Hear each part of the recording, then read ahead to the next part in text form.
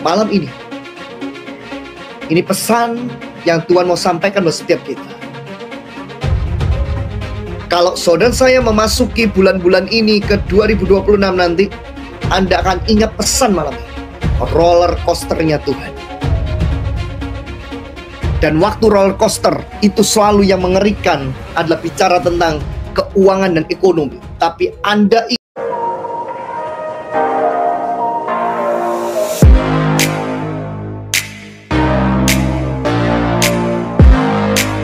Shalom sahabat John Pregado. Senang sekali bisa bertemu kembali dengan sahabat di channel ini. Terima kasih sahabat sudah setia mengikuti channel ini sampai hari ini. Saya berdoa kepada Tuhan, kiranya Tuhanlah yang membalas dan memberkati kita semua.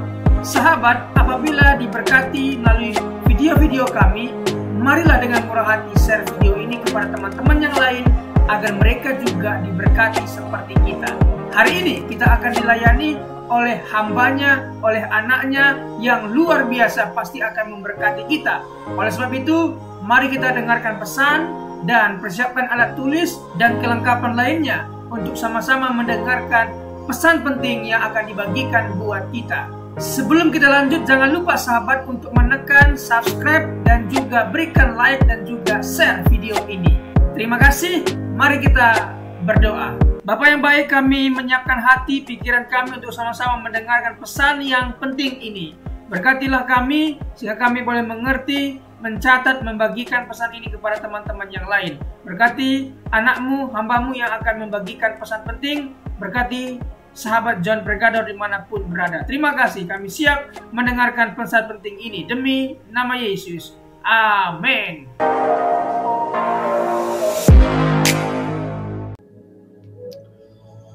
Dan dia berkata pada saya bahwa, nak, kamu begitu masuk di dalam Januari 2026, kamu akan mendengar dan ada hal-hal yang sepertinya kayak membuat kita itu kayak was-was, khawatir dengan setiap apa yang kita mau lakukan. Ya. Tapi Spirit of God katakan pada saya bahwa jangan khawatir, jangan takut. Bilang sama anak-anakku untuk mereka sungguh-sungguh percaya bahwa aku memberi pada mereka jalan keluar. Aku memberi pada mereka jalan keluar. Karena Tuhan akan membedakan. Tuhan akan membedakan orang yang menjadi miliknya, menjadi orang yang mau intim dengan dia, dibedakan. Ada pembedaan di tengah kegoncangan. Tulis di live chat. Ada pembedaan di tengah kegoncangan. Ada pembedaan di tengah kegoncangan. Dan saya katakan buat saudara pada malam ini, kita sungguh-sungguh hari-hari ini tersisa beberapa hari menuju ke tahun 2026. Kita bersama-sama bilang sama Tuhan, kita minta Tuhan sungguh-sungguh memberikan pembedaan, dibedakan ketika firman Tuhan katakan bahwa segala sesuatu digoncangkan supaya tinggal tetap yang tidak tergoncangkan. Kita dibedakan karena kita punya iman kepada Tuhan Yesus. Kita dibedakan karena kita memegang akan fondasi yang kokoh di dalam nama Tuhan Yesus. Dan saya melihat 2026 ada badai. Badainya itu adalah badai banyak orang-orang yang fondasinya tidak kokoh. Mereka karena yang namanya keuangan, karena yang namanya jabatan, karena yang namanya cinta.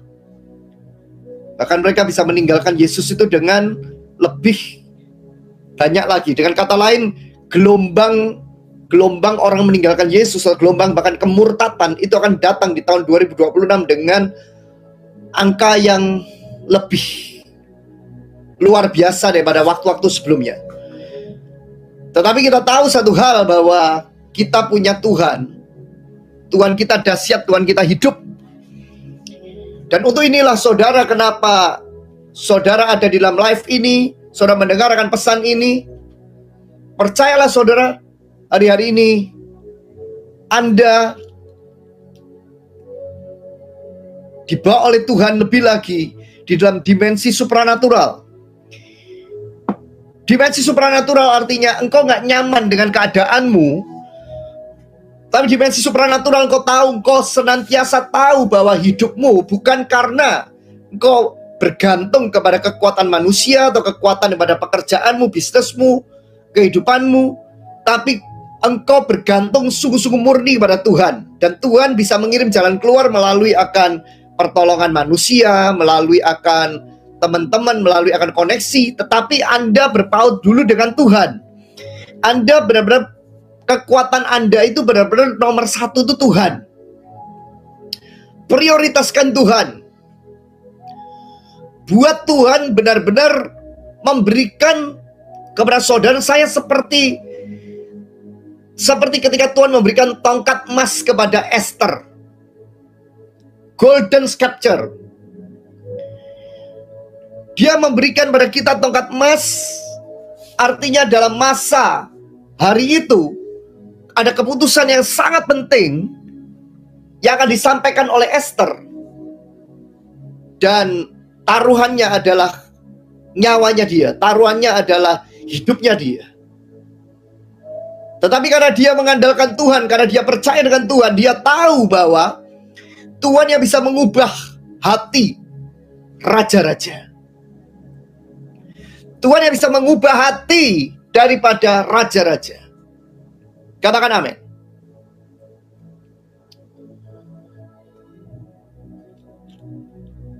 Saudara,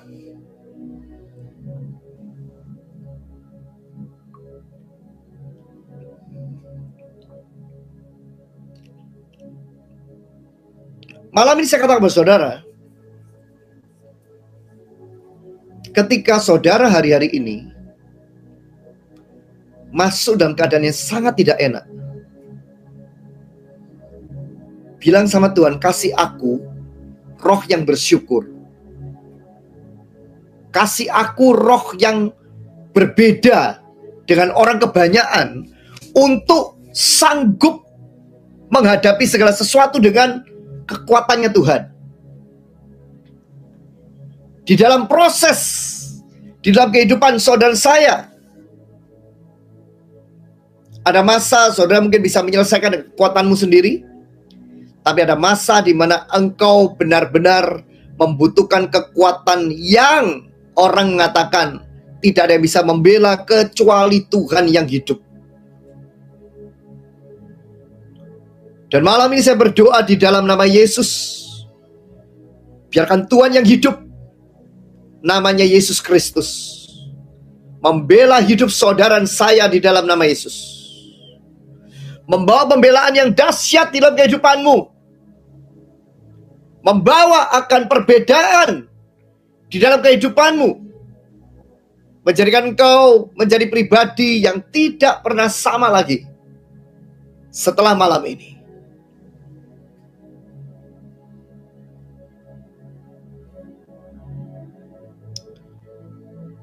Saudara, saya masuk di 2 bulan terakhir ini,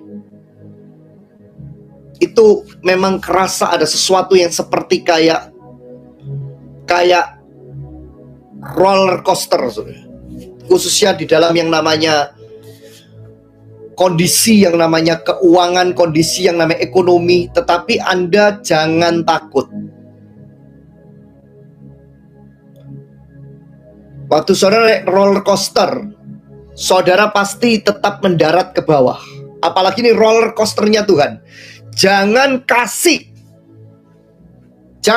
siapapun untuk menawarkan roller coaster dalam kehidupanmu, ya, dalam kehidupanmu. Karena ada banyak tawaran-tawaran yang akan membawa engkau seolah-olah, wah, cepat sukses, cepat kaya, cepat berhasil. Bahkan ada cara-cara orang-orang yang tidak bertanggung jawab untuk memanipulasi, termasuk di dalam pelayanan. Tapi saya katakan dalam nama Yesus pada malam ini, saudara saya akan diluputkan. Saudara akan dijagai oleh Tuhan. Saudara akan dilepaskan oleh Tuhan dalam nama Yesus. Kalau saudara udah tahu pasti, saudara menuju akan. Jadi saya melihat dalam perjalanan kita, seharusnya ini saya menyampaikan untuk 2026 ya. Tapi kenapa saya nyampein sekarang saya nggak tahu. Jadi dalam perjalanan kita tersisa untuk masuk 2026, saya melihat seperti ada kendaraan yang memang disediakan memang oleh Tuhan secara ini secara spirit ya. Jadi gambaran secara profetik. Kendaraan bicara tentang fasilitas. Sesuatu yang seolah-olah engkau sudah kerjakan, engkau sudah bisnis, engkau sudah pelayanan, kok seperti ini. Tapi kenyataannya memang Tuhan mau taruh engkau di tempat itu. Dan terus saya melihat seperti ada kendaraan seperti roller coaster, saudara, yang buat naik turun, yang sampai mengacak-ngacak perut kita, saudara. Tapi saudara tahu satu hal, bahwa apapun yang terjadi, apapun proses yang terjadi, perubahan yang terjadi, kalau saudara berada dalam roller coasternya Tuhan, saudara pasti selamat dan sampai tujuan. Katakan amin. Malam ini saya merasa untuk saya memimpin doa kepada Anda untuk memasuki dalam kehidupan yang hari ini mungkin nanti mengalami hal-hal yang Anda akan ingat apa yang saya sampaikan pada malam ini. Tapi Anda di dalam roller coasternya Tuhan, dan saudara pasti selamat kepada tujuan karena saudara mengenakan kendaraan yang tepat. Katakan amin.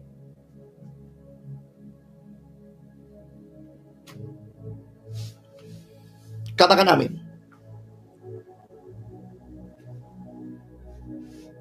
Ada satu keadaan di mana Anda tahu bahwa ketika kita naik roller coaster, saudara, ada satu tahap di mana walaupun ada di ketinggian, kita tidak meluncur naik turun, tetapi kita berada dalam ketinggian tertentu atau dalam satu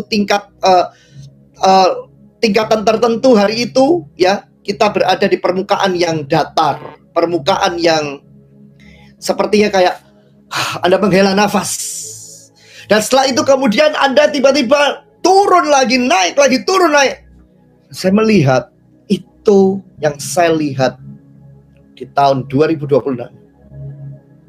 Saya harus sampaikan ini. Tapi Tuhan berkata bahwa gak usah khawatir. Karena kalau engkau diberi oleh Tuhan, memang harus melalui proses seperti itu, saudara akan diberikan oleh Tuhan kekuatan, bahkan wings to fly, bahkan sayap untuk terbang. Katakan amin. Malam ini saya bicara tentang profetik ya, benar-benar profetik, benar-benar sesuatu vision yang saya merasakan Tuhan mau saya sampaikan kepada saudara untuk berjaga-jaga.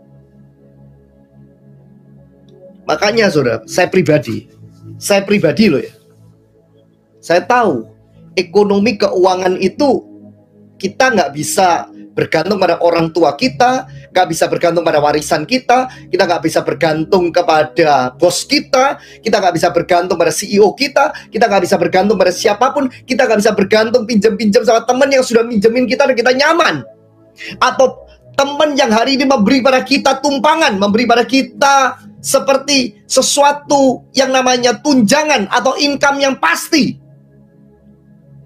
Tapi Anda tahu bahwa Tuhan sudah melatih pada setiap kita.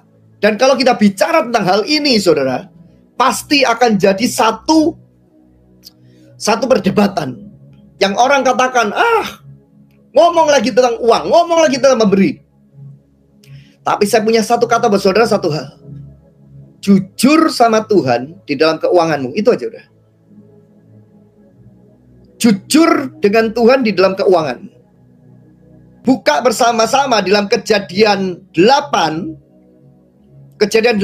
ayat ke-22. Hari itu terjadi apa saudara? Ada orang, saya diberitahu ada beberapa teman-teman, lucu banget. Namanya orang kalau misalkan udah mempertahankan kebenarannya, mereka akan berpikir bahwa itu uang lagi, itu ngomong uang lagi. Padahal kalau saudara lihat ya, Kejadian 8 ini bicara tentang apa? Ayat 20.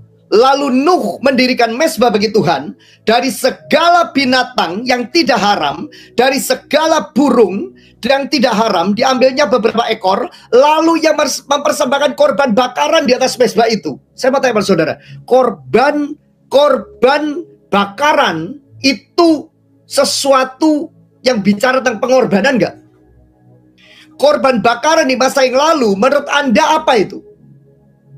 Sacrifice dengan sebagian apa yang dimiliki oleh Nuh, yaitu binatang, ternak yang dipilih yang terbaik untuk Tuhan.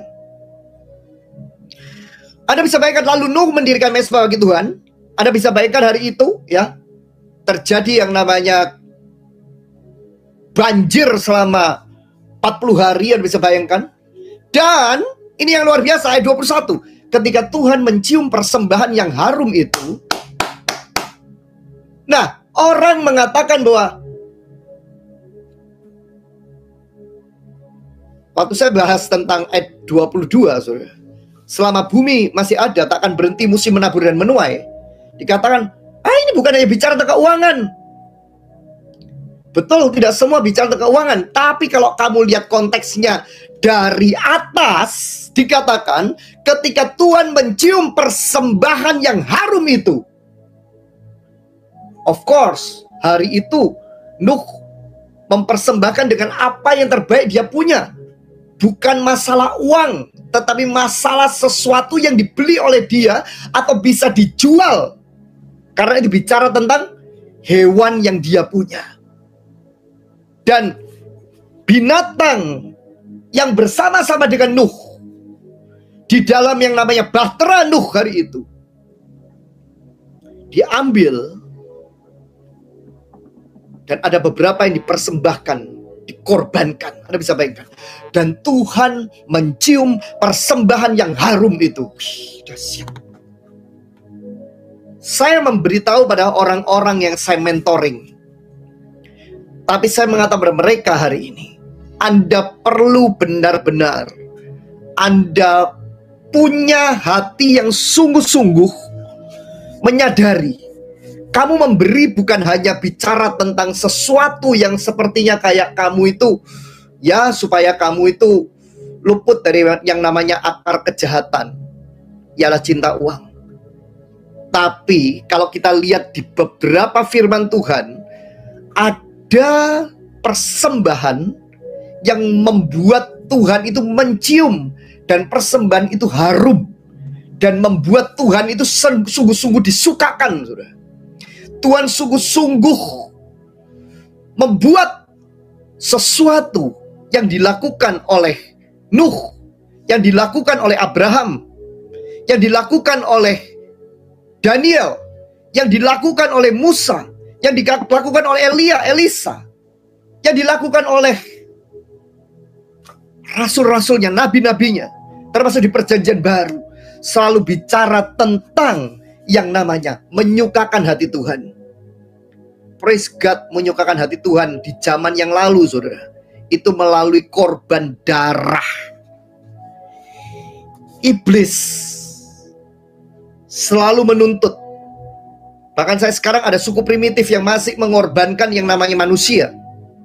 Anda bisa bayangkan. Tapi Tuhan Yesus mati buat saudara saya sekali untuk selama-lamanya. Nah, dia berkata pada saya, roller coaster yang terjadi dalam kehidupan saudara saya, dalam ekonomi dan keuangan, dalam kehidupan nanti ke depan, itu tidak akan membuat saudara digoncangkan, karena saudara berada dalam roller coasternya Tuhan. Dan waktu saya membaca akan firman ini, saudara, wah, makanya saya dapat firman ini itu dari tahun 2000. Saya lakukan setiap bulan, setiap saat, setiap tahun, setiap waktu. Apa yang saya merasa dalam hati saya, Tuhan gerakkan, saya selalu belajar terus untuk taat sama Tuhan. Pak, kita hidup dalam perjanjian kasih karunia. Betul, kita hidup dalam perjanjian kasih karunia. Tapi Anda harus tahu satu hal, firman Tuhan katakan, tidak ada siapapun, tidak ada seorang pun yang dapat meniadakan satu titik iota pun dari firman yang ditulis, saudara. Ada banyak orang yang mereka membenarkan diri, termasuk saya dulu. Dan saya mengatakan, oh ini perjanjian baru ini. Ini perjanjian lama, saya nggak usah ikuti perjanjian lama. Anda akan merasa sadar, di masa-masa ini, iblis itu mengerikan sekali. Caranya, strateginya mengerikan sekali. Dan kita perlu sungguh-sungguh mendekat dengan Tuhan, sungguh-sungguh membuat hati Tuhan disukakan, membuat hati Tuhan sungguh-sungguh tahu bahwa saudara saya punya perjanjian dengan Tuhan. Dan kalau dikatakan di firman Tuhan dalam ayat 22, selama bumi masih ada, ini bumi masih ada saya sekarang. Dan Tuhan sudah memberikan pada kita pertanyaan satu hari ini. Saudara mau nurut sama orang, walaupun pendeta atau hamba Tuhan, tetapi mereka yang memperdebatkan masalah perpuluhan aja 10%. Bagaimana kita bisa dipakai oleh Tuhan lebih lagi? Saya mengatakan seperti ini, bukan bicara tentang, saya nggak tahu, saya hanya digerakkan oleh Tuhan untuk menyampaikan hari ini. Tapi saya katakan saudara hari ini, jangan pernah berdebat sama Tuhan di dalam ekonomi dan keuanganmu. Kalau Tuhan memberikan pada kita 90% milik kita, kenapa 10% kita perdebatkan? Bagaimana kita mau diberkati oleh Tuhan lebih lagi?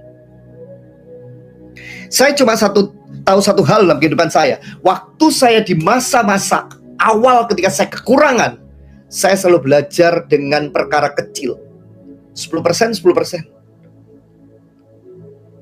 Nominalnya tambah besar, saya terus belajar tuh setia sama Tuhan, berikan apa yang Tuhan taruh dalam hati saya. Karena itu adalah rema dalam kehidupan saya. Dan firman Tuhan katakan selama bumi masih ada, takkan berhenti-berhenti musim menabur dan menuai, dingin dan panas, kemarau dan hujan, siang dan malam. Itu dikatakan setelah firman mengatakan ketika Tuhan mencium persembahan yang harum. Betul? Ada hubungan semuanya dengan korban. Ada hubungan semuanya dengan pengorbanan. Itu yang membuat saya nggak hitung-hitungan lagi sama Tuhan. Hari ini semua orang yang di sekitar saya tahu, saya memberi bukan lagi 10%. Apa yang Tuhan mau, saya belajar memberikan terbaik. Itu aja. Saya memberi bukan karena ritual. Saya memberi bukan karena rutinitas. Saya membeli bukan karena paksaan pendeta, bukan karena arahan daripada pendeta. Saya memberi karena firman Tuhan katakan, walaupun ada di perjanjian lama ya dan amin, dan perjanjian lama bersama-sama dengan perjanjian baru, dan hidup saya berubah total. Hari ini saya bebas daripada yang namanya jerat keuangan, saudara. Ada orang-orang hari-hari ini, mereka berdebat, ngomongin tentang yang namanya persembahan, gak perlu isya taat sama Tuhan, gak perlu dengan perpuluhan. Tapi kenyataannya saya tahu satu hal, bahwa hidupnya mengalami kekurangan sangat di dalam yang namanya ekonomi dan keuangan.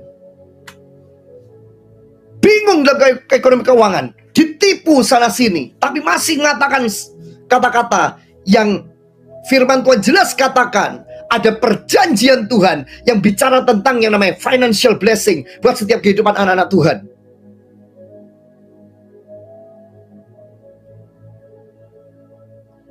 Jadi saya tahu satu hal, hari-hari ini saudara, roh yang paling mengerikan, baik bagi setiap kita, termasuk gereja Tuhan, termasuk pelayanan, termasuk dalam bisnis, adalah roh mamon.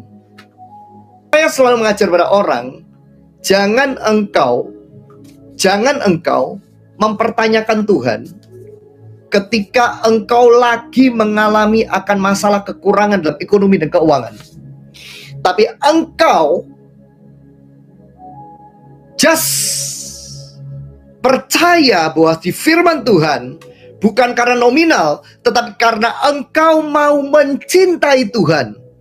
Mencintai Tuhan. Ketika engkau mencintai pasanganmu, engkau mencintai orang-orang yang di sekitar kamu, orang yang kau cintai, engkau tidak hanya sekedar mengatakan kata cinta, tapi engkau juga memberikan bukti di dalam engkau memberi pada mereka, betul? Apalagi Tuhan kita. Tuhan kita nggak butuh uang, of course. Tuhan kita nggak butuh uang. Tapi Tuhan kita melihat adakah orang di bumi ini yang di masa-masa nanti kekurangan besar, di masa ekonomi yang susah, mereka tetap belajar menjadi pribadi yang selalu belajar mencintai Tuhan, belajar taat dengan Tuhan, dan menyebarkan akan kabar kedahsyatan Tuhan. Ketika kita mengenal tentang kasih karunia-Nya, tapi kita juga mengenal tentang perjanjiannya. Katakan amin. Jadi saudara, saya katakan saudara pada malam ini, nanti dunia tidak akan semakin baik, memang betul. Karena sudah dikatakan di firman Tuhan, nubuatan, betul. Tapi kalau sampai keuangan kita, ekonomi kita diusik, saudara, banyak orang yang mereka akan meninggalkan imannya, banyak mereka yang mungkin akan murtad, banyak mereka yang mungkin bahkan meninggalkan akan Tuhan Yesus, atau bahkan ketika masa-masa COVID waktu yang lalu, ya, masa pandemi saat itu, siapa sangka ada bilioner dari Jerman atau siapa itu hari itu bunuh diri. Kemarin waktu kejadian kripto 10 Oktober, saudara, tiba-tiba ada bilioner anak muda hari itu tembak dirinya di kepalanya dia di mobil. Anda bisa bayangkan? Karena saya percaya kalau orang punya perjanjian dengan Tuhan, saya percaya mereka walaupun mengalami masalah, mereka tidak akan berpikir pendek. Karena mereka tahu bahwa mereka punya jawaban dari Master of Creator. Mereka punya jawaban daripada Master of Everything, Master of Universe, namanya Tuhan Yesus Kristus. Katakan amin. Jadi betul, Kejadian 8 ayat 22 katakan, selama bumi masih ada akan berhenti musim menabur menuai. Itu bukan bicara tentang masalah hanya keuangan, yes, tetapi juga bicara tentang masalah segala sesuatu, termasuk uangmu, termasuk ekonomimu. Karena hari itu bahtera Nuh, hari itu mulai dibuka, dan Tuhan memberikan teladan kepada Nuh, memberikan contoh kepada saudara saya, kepada banyak orang yang membaca Alkitab, bahwa Tuhan senang ketika dia mencium persembahan yang harum, mencium akan korban bakaran yang dilakukan oleh Nuh. Dan hari itu Tuhan berkata, apa Tuhan katakan, saudara? Ketika Tuhan mencium persembahan yang harum itu, berfirmanlah Tuhan dalam hatinya, aku gak akan mengutuk bumi ini lagi karena manusia, sekalipun yang ditimbulkan hati yang adalah jahat dari sejak kecilnya. Dan aku takkan membinasakan lagi segala yang hidup seperti yang telah kulakukan. Dahsyat kan? Kata-kata Tuhan datang setelah dia mencium yang namanya persembahan yang harum. Jadi kalau saudara tahu bahwa hidupmu, saudara, bukan karena Taurat, hidupmu bukan karena perintah Tuhan yang engkau dengan terpaksa, tapi engkau tahu bahwa, oh, firman dikatakan seperti ini. Dan Tuhan gak pernah butuh tentang nominalmu, Tuhan gak pernah butuh tentang bilangan yang engkau persembahkan. Tuhan butuh yang namanya cintamu dengan Dia. Apa yang kau lakukan di hadapan Tuhan. Engkau berkata dengan Tuhan, Tuhan, ini aku.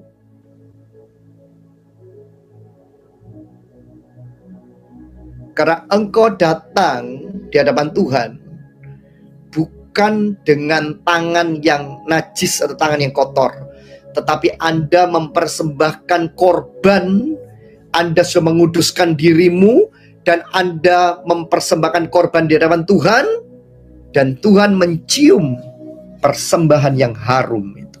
Tulis di live chat, persembahan yang harum. Jadi saudara, apalagi untuk komunitas Kingdom and Well, saya bicara karena Anda adalah orang yang saya mentor selama 5 tahun lebih. Dan Anda mendengar orang-orang yang mengikuti akan live ini mengalami breakthrough, mukjizat yang nggak masuk akal. Beberapa mereka udah bersaksi melalui akan video langsung ya. Anda bisa tanya sama orangnya langsung ya. Saya undang di video, di Zoom ya. Ada beberapa mereka yang mau hanya bersaksi melalui akan chat. Karena mereka hari itu tahu bahwa mereka punya perjanjian dengan Tuhan dan mereka mau berusaha untuk hidup menyenangkan hati Tuhan, termasuk dalam ekonomi keuangan. Jadi saya nggak bisa bayangkan nanti ketika antikris dikatakan masa yang namanya membeli dan menjual harus pakai tanda, saudara. Berapa banyak anak-anak Tuhan yang mereka tidak bisa bertahan iman mereka.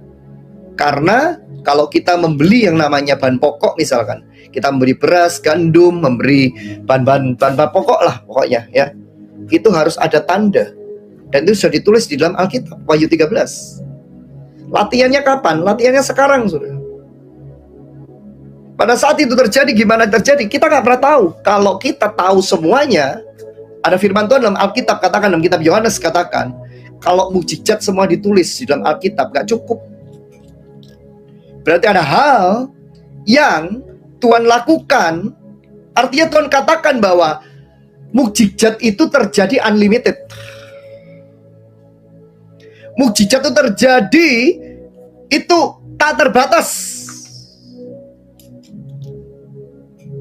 Dan Tuhan berkata, aku tak akan mengutuk bumi ini lagi. Aku tak akan mengutuk bumi ini lagi. Karena manusia, sekalipun yang ditimbulkan hati Allah jahat dari sejak kecilnya. Jadi Tuhan udah tahu manusia itu jahat sejak kecilnya. Termasuk saudara saya. Tapi puji Tuhan, saudara saya terus ditebus oleh darah Yesus, dimerdekakan oleh Tuhan Yesus. Saudara hidup karena salib Kristus. Salib Kristus bicara tentang ketaatan. Praise God, kita masuk dalam perjanjian kasih karunia Tuhan. Tetapi kita tahu bahwa kita sebagai anak, namanya anak, belajar taat. Bukan hanya hidup dalam kasih karunia, tapi mereka hidup dalam ketaatan dengan Tuhan.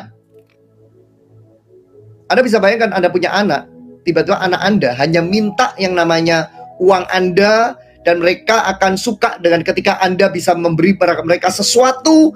Tapi ketika mereka menerima disiplin daripada engkau, mereka tidak mau terima.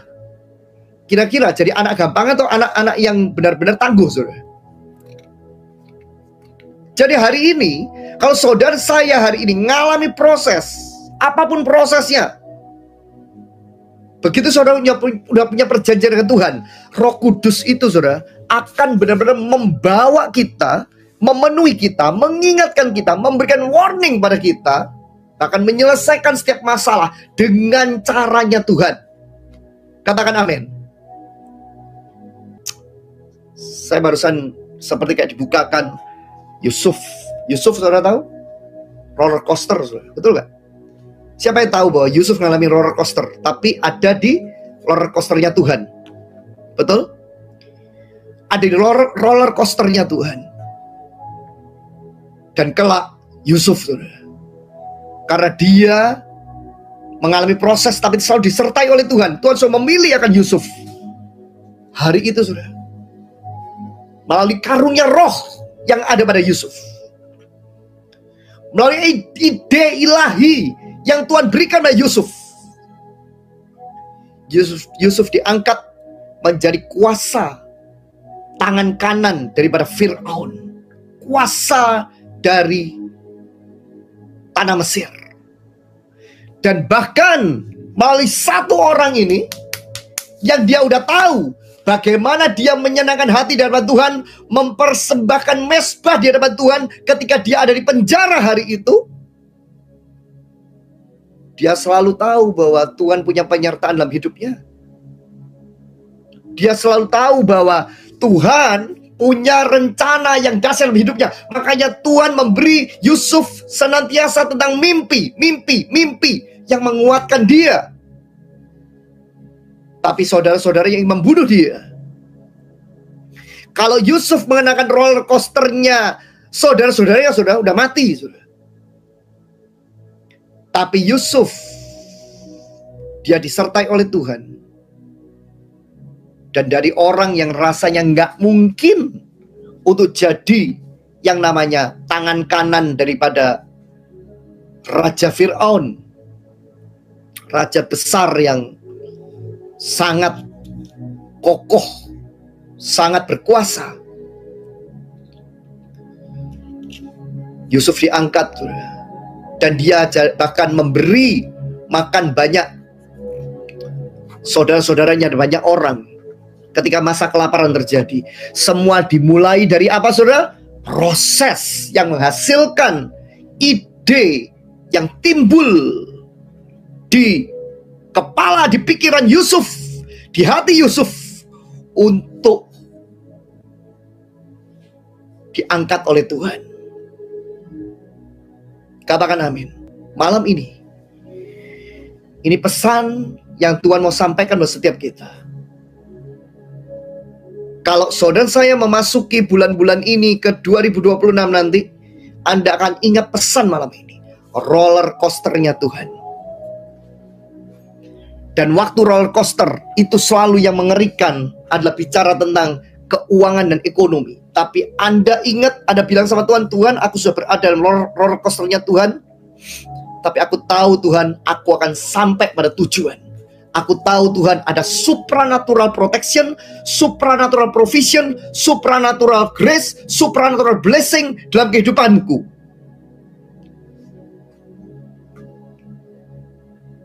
Dan gak tahu gimana tiba-tiba Tuhan akan bawa Anda sampai pada tujuan, kepada tujuannya Tuhan. Tiba-tiba saudara akan mengalami panen di dalam kehidupanmu. Tiba-tiba mengalami perubahan. Tiba-tiba mengalami sesuatu yang tidak pernah, seolah udah sekarat, seolah udah mati, tiba-tiba bangkit lagi. Katakan amin. Ini yang Tuhan beri kepada saya, penglihatan dan pesan untuk saya sampaikan malam ini pada Anda.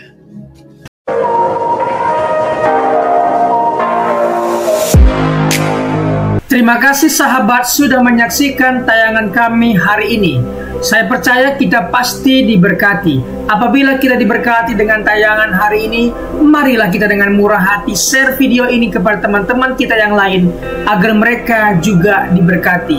Firman Tuhan mengatakan, diberkati untuk memberkati, sehingga nama Tuhan dipermuliakan dan namanya diagungkan. Sahabat, banyak sekali pelajaran yang kita bisa ambil dari tayangan hari ini. Marilah catat poin-poin yang telah disampaikan, kita simpan dalam hati dan kita aplikasikan dalam kehidupan sehari-hari. Setiap kita pasti akan bertemu di yang namanya masalah. Kita tidak perlu undang masalah, tetapi dia sendiri akan menghampiri kita dengan maksud menguji iman kita, apakah kita tahan uji dan tetap mengandalkan Tuhan atau tidak.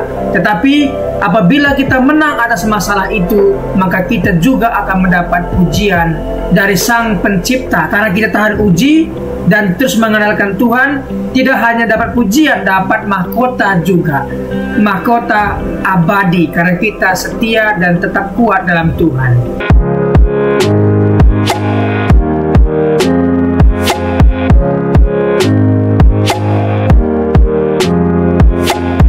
Shalom. Dalam kesempatan kali ini kita akan belajar satu tema yang tentu pasti akan memberkati kita, yaitu memilih yang benar. Orang percaya pasti memilih yang benar, memilih kegiatan pekerjaan yang benar, yang menguntungkan dirinya di masa depan. Apabila hari libur, apakah yang akan kita lakukan? Apakah kita bermain game sepanjang hari dan membuka aplikasi main game sepanjang hari? Apakah itu yang akan kita lakukan? Orang percaya pasti menggunakan waktu yang sangat bijak, bisa belajar, bisa beristirahat, dan juga bisa membantu orang tua. Jadi sekali lagi, orang percaya pasti menggunakan waktu sebaik-baiknya. Dia belajar, dia juga beristirahat, dan dia juga membantu orang tua, membantu orang-orang di sekitarnya. Sekali lagi, orang percaya pasti memilih yang benar. Ingat, 3B. Yang pertama adalah belajar, bekerja, dan beribadah. Ingat hal ini, ingatlah selalu belajar, ingatlah selalu bekerja, dan beribadah kepada Tuhan kita, Yesus Kristus. Sekali lagi kita akan belajar tentang tema memilih yang benar. Kita belajar dari tokoh satu Perjanjian Lama, satunya Perjanjian Baru. Kita mulai saja belajar dari tokoh Perjanjian Lama, yaitu Nuh. Kita akan belajar dari seorang tokoh yang bernama Nuh. Hal-hal apa yang akan kita pelajari? Mari kita dalami. Kejadian 6 sampai 10. Tetapi kita fokus di Kejadian 6 ayat 5 sampai 8. Mari kita baca firman Tuhan. Ketika dilihat Tuhan bahwa kejahatan manusia besar di bumi dan bahwa segala kecenderungan hatinya selalu membuahkan kejahatan semata-mata, maka menyesallah Tuhan bahwa ia telah menjadikan manusia di bumi dan hal itu memilukan hatinya. Berfirmanlah Tuhan, aku akan menghapuskan manusia yang telah kuciptakan itu dari muka bumi, baik manusia maupun hewan, dan binatang-binatang melata, dan burung-burung di udara, sebab aku menyesal bahwa aku telah menjadikan mereka. Tetapi Nuh mendapat kasih karunia di mata Tuhan.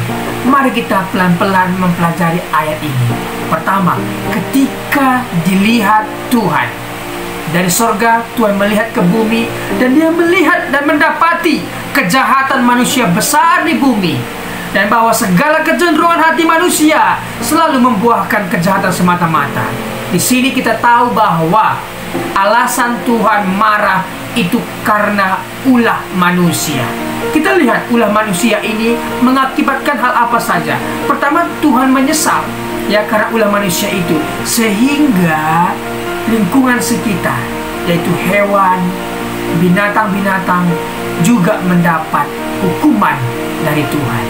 Jadi dari ayat ini kita bisa tahu bahwa Tuhan menyesal karena ulah manusia, dan dampak dari itu hewan-hewan pun mendapat resiko, mendapat konsekuensinya dari perbuatan manusia. Ketika kita membuang sampah sembarangan, apa yang terjadi?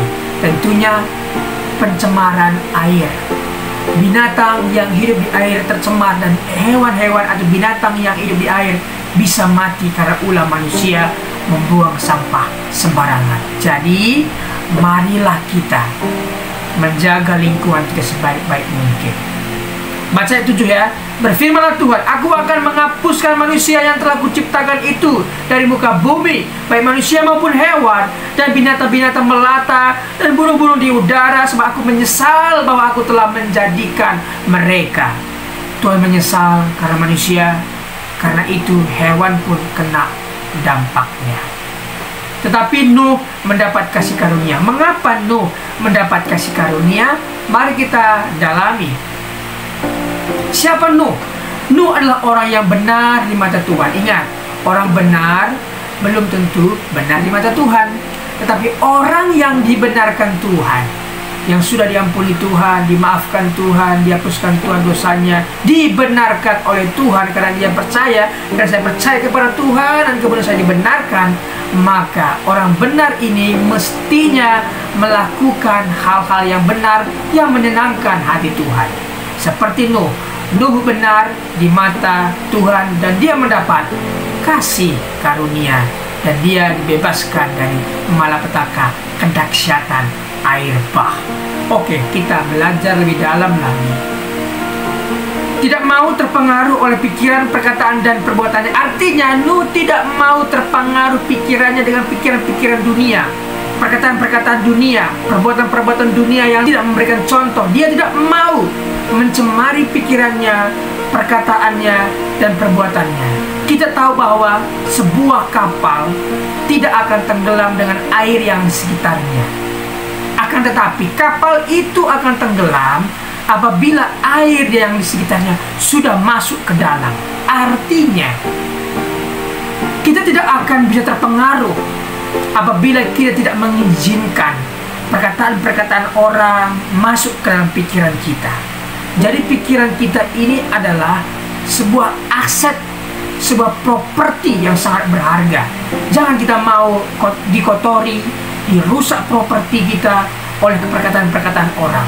Jangan sekali-kali mengizinkan hal itu masuk ke alam pikiran kita. Tetapi mari kita pikirkan yang ada di atas, yang di sorga, yang indah, yang mulia. Itulah yang dilakukan oleh Nuh, sehingga Nuh berkenan di mata Tuhan. Senantiasa hidup bergaul dan beriman kepada Allah.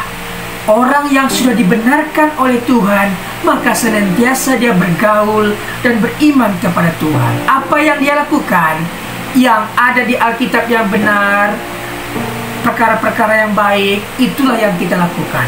Memang dalam Alkitab banyak sekali peristiwa, banyak sekali kejadian dituliskan untuk satu hal, informasi, satu hal lagi, pengajaran. Jangan kita menjadikan informasi itu dari pengajaran, tetapi carilah pengajaran yang menguatkan kita. Oke? Yang berikutnya, menjadi berkat dan contoh bagi keluarganya dalam ketaatan, kesalehan, iman dan perbuatan baiknya. Nuh menjadi berkat dan contoh bagi keluarganya dalam ketaatan, kesalehan, iman dan perbuatan baiknya. Jadi seorang bapak, seorang kepala rumah tangga harus mengikuti teladan yang diberikan Nuh kepada anak-anaknya, menantunya, bahkan istrinya. Inilah contoh yang memilih dengan benar. Berikutnya kita belajar dari seorang tokoh di Perjanjian Baru, yaitu Paulus. Hal apa yang akan kita pelajari? Kisah Para Rasul 9 ayat 1-6. Kita akan membaca dalam Kisah Para Rasul 9 ayat 1-2. Sementara itu, berkobar-kobar hati Saulus untuk mengancam dan membunuh murid-murid Tuhan. Ia menghadap imam besar dan meminta surat kuasa daripadanya untuk dibawa kepada majelis-majelis Yahudi di Damsyik, supaya jika ia menemukan laki-laki atau perempuan yang mengikuti jalan Tuhan, ia menangkap mereka dan membawa mereka ke Yerusalem. Siapa Paulus? Paulus memiliki doktrin yang begitu keras. Ajaran yang menyakiti orang lain adalah salah, tapi Paulus merasa benar ketika dia menyakiti orang lain, ketika dia menangkap pengikut Tuhan dan menjebloskan ke penjara, menganiaya. Dia merasa benar akan hal itu. Tetapi sekali lagi, ajaran yang menyakiti orang lain adalah salah.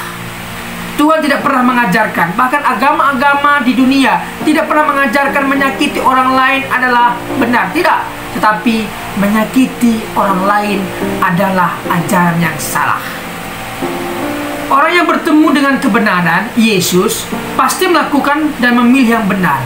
Kita lihat, Saulus yang begitu bengis, begitu keras, begitu kejam, ketika bertemu dengan Tuhan Yesus, dia menjadi lunak, dia menjadi bertobat, dan dia menjadi orang yang memilih yang benar. Sekali lagi, orang yang telah bertemu dengan Tuhan Yesus pasti berubah. Jadi sahabat, apabila sahabat punya nenek, kakek, bapak, ibu, apapun itu, bawa mereka dalam doamu, doakan mereka. Ketika mereka bertemu dengan Tuhan, maka mereka akan berubah. Jadi sekali lagi, orang sekeras apapun, sebejat apapun, sebengis apapun, ketika dia bertemu dengan Tuhan, pasti lunak dan mengalami perubahan yang luar biasa. Contohnya adalah Paulus ini. Paulus memilih untuk menjadi pelayan Tuhan. Ketika dia bertemu dengan Tuhan, dia dibutakan dan dia di sana bertobat, berpuasa, kemudian dipulihkan, disembuhkan butanya, dan akhirnya dia memilih menjadi pelayan Tuhan. Memang Tuhan telah memilih dia dan menyiapkan dia menjadi penginjil luar biasa. Paulus menjadi penginjil yang luar biasa. Dari 27 kitab Perjanjian Baru, 13 diantaranya Pauluslah yang menulis atas ilham yang Tuhan berikan kepadanya. Jadi sahabat, orang yang telah dipilih Tuhan pasti memilih yang benar. Orang yang dibenarkan Tuhan pasti melakukan hal-hal yang benar, yang tentunya menyenangkan hati Tuhan. Terima kasih sudah mengikuti pengajaran hari ini.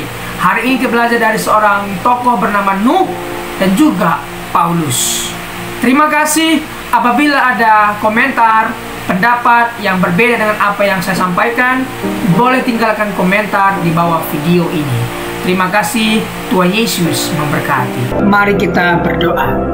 Bapa, terima kasih buat kebenaran firman Tuhan, kesaksian hidup bersama Tuhan yang telah dibagikan.